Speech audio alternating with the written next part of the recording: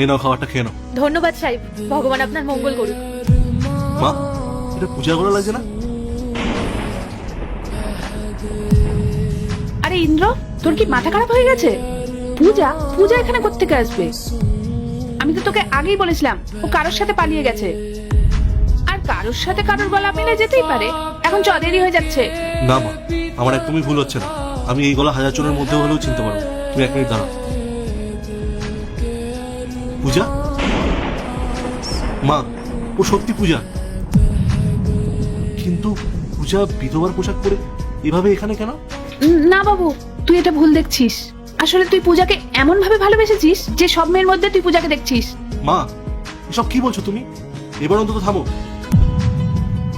ও কেন এখানে, আর ওর এই অবস্থা কিভাবে হলো, এইটা না জেনে আমি এখান থেকে এক পাও নড়ছি না।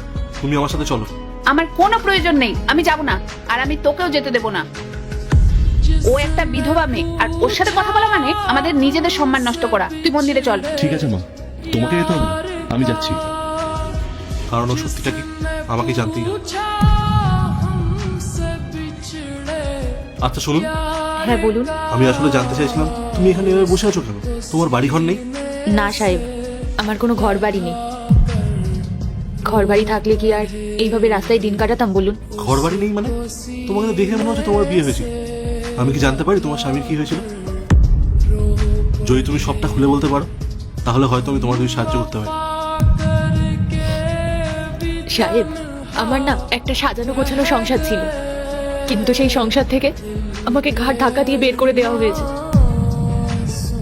বের করে দেওয়া হয়েছে? আমি ঠিক বুঝতে পারলাম না। আমার শাশুড়ি আর দেওর মিলে আমাকে বের করে দিয়েছে বাড়ি থেকে। কিন্তু কেন? তারা তোমাকে এভাবে তাড়িয়ে দিল কেন? কি অপরাধ ছিল তোমার? আসলে আমার স্বামী ব্যবসার কাজে বাইরে গেছিল। ও ফেরার পথে ওর প্লেন ক্র্যাশ করে আর ওই দুনিয়া ছেড়ে চলে যায়। ও চলে যাওয়ার পর থেকে আমার শাশুড়ি দেওর আমাকে অলক্ষী আরো কত খারাপ খারাপ অপবাদ দিত। ওরা বলে আমার জন্যই নাকি আমার স্বামী আমাকে ছেড়ে চলে গেছে। আর এই অপবাদ দিয়েই না ওরা আমাকে বাড়ি থেকে বার করে দিল।